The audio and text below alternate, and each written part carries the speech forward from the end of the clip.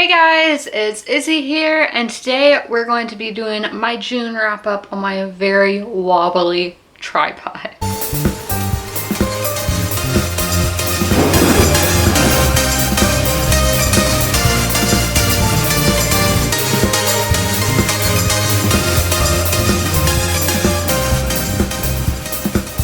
So I don't think I will be finishing my June TBR this month, because the book I'm reading right now is literally one of the longest books I've ever read. It's the Sacagawea book by Anna Lee Waldo.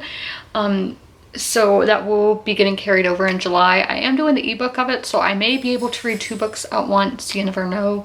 But I did want to say that in July, my TBR is I mood read because it's my birth month and I'm like treating myself for my birthday. But the first book I read this month was The Iron Kingdom by Christopher Clark. I gave The Iron Kingdom by Christopher Clark a 4-star. I think it would be best if you have background knowledge on Prussia, as I was going in with this not knowing a ton, just knowing the very basic facts about Prussia. So there was a lot of time spent really on the early monarchs, but not on the later monarchs.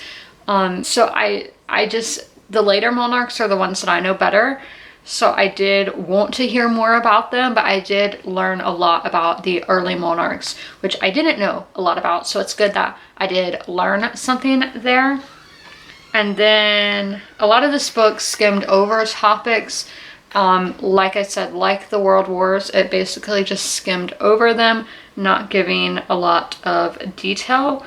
Like it did for the earlier parts. But it is a good place to get ideas of other books you may want to read or other topics you want to research. I do understand why it's skimmed, because we are going over like 300 years of history, so it can't really dive into a lot. And this book is 600 pages, so it is quite hefty, but if it really did go into it, it would be way longer than this.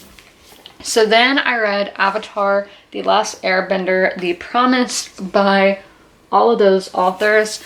I don't really do full reviews on graphic novels, but this one I think did touch on a lot of topics like colonialism, racism, that you usually don't see touched on in graphic novels, and you wouldn't expect by reading an Avatar graphic novel, as this was a like Nickelodeon TV show in the 2000s. So I do think it touched on a lot of important topics, and it was important to read. I was never lost in this. I'm only scared picking up graphic novels from like big series that I'm going to be lost, but I wasn't lost. I understood everything completely. And then we have Winter Counts by David Heska Wambly-Waden. This was a book of the month pick last year. This was a thriller. I found it to be very predictable. I predicted a lot of the main twist, but there was a lot of interesting insight on what life is like at a Native American reservation, and just how Native Americans live in modern society. It's very interesting. They do keep a lot of their culture alive, the culture that they've had for who knows how long, thousands to millions of years. That they still have a lot of these ceremonies and all that. I did not know about that, so I did find that very interesting. Then I read a fantasy novel that is quite popular here on BookTube, and that is Daughter of Smoke and Bone by Laini Taylor. I really didn't know what I was gonna feel going into this. It's usually how I am with YA fantasy, but I did really enjoy this one, and it got a 4-star review. So I love the magic system in this book, that it was by wishing. I wish I had that power. It's funny, I wish, get it? So I really did like the magic system. And then the world building and atmosphere was very fascinating just by how it was done. And then I do think the plot jumped at times, so that we did go some parts 50 pages without hearing from Karu, our main character. And I was like, what is she doing in this time? What's her reaction to this stuff and all that? That was just kind of annoying. And then I think that part should have been a novella, but I do understand why it was important to the plot. I don't know how it should have been executed. I just don't think it was executed properly. So then I'm not a huge fan of the main twist in this. I can't really go too much into it because it is spoilery.